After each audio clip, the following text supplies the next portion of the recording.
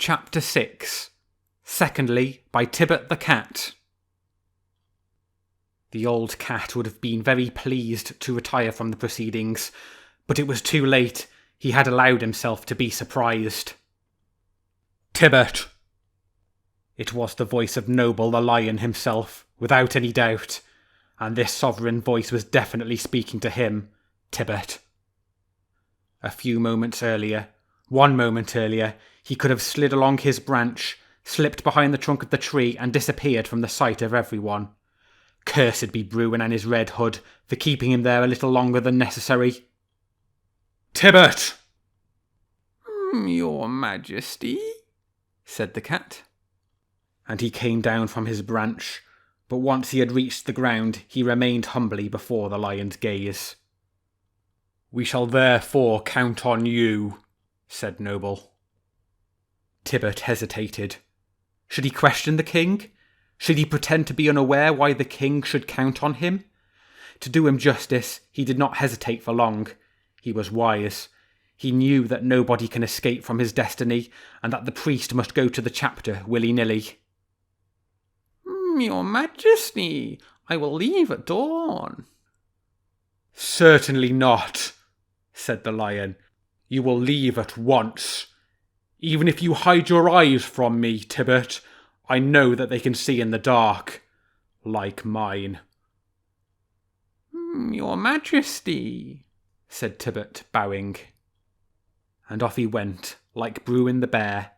And like Bruin, as he left Breviand, he was moved by the peaceful night, the stars twinkling in the clear sky, and the cool light wind beneath the trees. Like Bruin, too, he was still upset, but the hatred that seethed in his heart, however fierce it was, did not affect his brain. He pondered, weighing up the pros and cons, vowed he would bring back Reynard by using some trick, tried to find a plan, failed to do so, and decided to rely on luck, swearing that he would be careful. In the meantime, he found himself below the hornbeams. The sky was not yet rosy with dawn, but the whitethroat was starting to sing beneath the leaves, and the blackbird on the thorn bush. Tybert looked at the blackbird, or rather devoured him with his eyes. His long walk had sharpened his appetite, but the blackbird, from his perch, could see the space round the thorn bush, and would not allow himself to be surprised. "Reynard," called Tybert softly. Since he had to do it, the sooner the better. The undergrowth quivered imperceptibly, and there, 2 yards away from Tybert, was Reynard himself, standing up, looking well rested, his eyes bright. "Welcome, Tybert. You are like a pilgrim returning from Rome or from St. James's Shrine on a glorious Whitsuntide day. Welcome." The tone of voice was natural too, full of frankness and cordiality. Once more Tybert felt an involuntary sympathy, and at the same time a feeling of regret. Why could they not liquidate once and for all the old hatred that poisoned them? This war between the fox and the wolf, caused by the noisy, obstinate, raging and ridiculous Ysgrim, was going to sow discord among all the animals and even involve the king himself, the potentate whom everyone venerated, but from a distance, when he remained at Breviand or when he did not order anyone to go there. Tybert was far too clever not to have scented the wind of defeat. This wind, with the help of King Noble, blew from Ysgrim's direction. He agreed that Reynard was a good-for-nothing, a ruffian, but he was so clever, so full of vitality and charm compared with his brutal and dreary enemy. "Where are you taking me, friend Tybert?" "Don't reply with tongue twisters. I will speak for you, if you'll allow me. You can tell me afterwards if I have put any commas in the wrong places. Now, we are going to Breviand. Note that I am going willingly, journeying along with you, happy to have such a companion. Imagine that you have just said to me, 'Friend Reynard, your mockery and effrontery have made you into a personality. You are in fact famous. You are no longer the fox, but Reynard. Yet you must take care in future not to go too far. Don't tug the rope too hard. Don't fill the jug too full. Isn't that true? I'm an old cat, Reynard, and I'm your friend, in spite of... Don't say a word. I know people who have no love for you, and their numbers are increasing, and they... I'm telling you all this for your own good, for I like you. And suppose that I replied, for I'm still supposing, threats don't kill, Tybert. I can laugh at those enemies. I'm not afraid of the enormous ruin, nor of Eastgrim, nor, who knows, of you. As for King Noble... Well, what have you to say? Nothing, answered Tybert. The fox's perspicacity and daring continued to impress him. Who is not afraid of King Noble?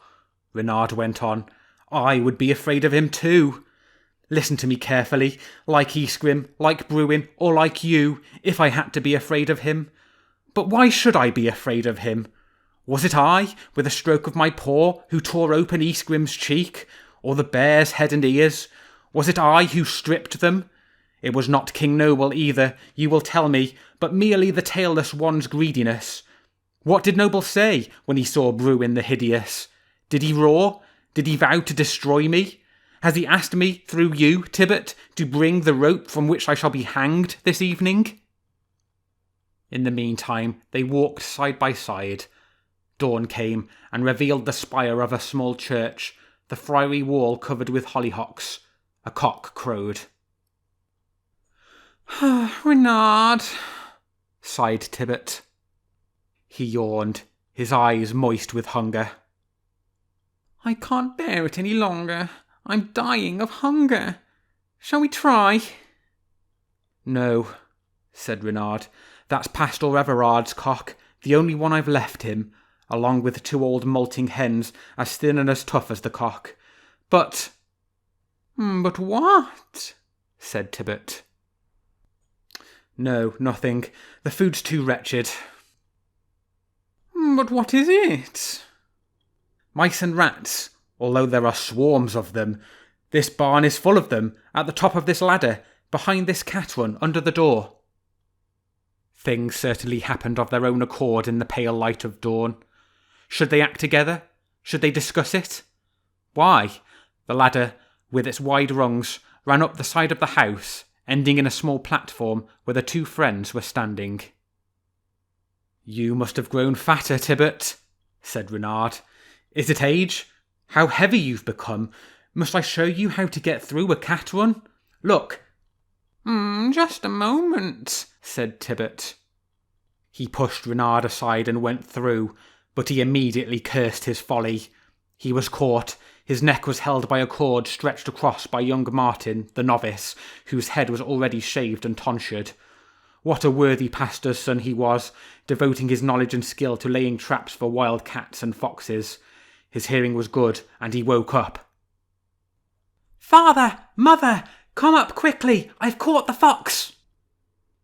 Everard pushed the cinders apart and threw 2 large handfuls of straw on the glowing fire. Then he knelt down and blew as hard as he could. What a strange sudden vision there was! The straw blazed up and illuminated the house as though it was on fire. Great gleams of light danced on the walls, and tall shadows shot up to the ceiling, leaping, gesticulating, and grimacing. Julia rose from bed, put on a petticoat and a jacket, and took the rod out of her distaff. Bring some candles, cried Martin. He's well and truly caught. They all climbed up the ladder inside, Pastor Everard leading, then Julia, then Martin. Their shouts mingled beneath the rafters. Be careful, he may bite. He may scratch, it's a cat. There's a fox too, I saw him.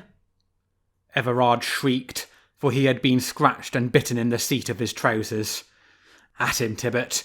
When the old cat got his claws into someone, he did it properly. The pastor felt as though he had a thistle in his behind. Help! Help! Shouted the poor man. The door opened. A sleepy voice was heard questioning and encouraging. Oh, what is it, master? I'm coming. I'm with you. It was Stinker Pie, whose cottage was next door. One by one, the rungs creaked as he came up the ladder. Get a light, he said. Reynard charged into his knees, knocking down Martin on top of Julia and Julia on top of Stinker Pie. The candle fell down too, and out it went. The ladder echoed beneath galloping, drumming feet. From Stinker Pie's house, Surly had picked up a hot scent. He ran up, baring all his teeth. It was a free-for-all. Men and animals rose, took hold of each other, hit each other, growling, barking and shouting. Julia struck Tybert with her distaff as hard as she could. First of all, the blows tightened the cord around the cat's neck until he could no longer breathe. Then suddenly it broke and relaxed its grip. But Tybert did not let go, neither with his claws nor his teeth. Julia clung to the stump of his tail. The dog rushed up, saw Reynard and leapt. But the fox moved aside, and Surly went straight into the old woman's petticoat. His protruding tooth sank into her, and he shook her in his turn. "At him! I'm coming!" Now Corbett arrived, with another dog at his heels. Reynard recognised Morholt, who on a certain day had leapt out of the sack. The next moment the chain was firmly linked. In the pale early morning light, in front of the banging shutter, claws were sunk, teeth embedded, hands were clasped. The men and animals leapt and swayed like dancers at the close of a brannel. Everard, Tybert, Julia, Surly, Martin, Stinker Pie, Corbett, Morholt the Mastiff. "Farewell, Tybert," shouted Reynard. "You can see that this is a pleasant house. You ought to stay there." He looked at the leaping row of people and animals, relishing the sight and the noise that they all made. He was satisfied. "This time," he murmured into his whiskers, "it's my greatest success. That will do. Now it's time to return to Malpass." But before setting out, he went behind Morholt and inflicted on him a massive bite. With a contented growl, he allowed himself to sway up and down in time with the furious dance. Finally, when he at last detached himself, with regret, he had at least left an enduring burning mark on the Mastiff's hindquarters. It bore the true signature of Reynard the Fox.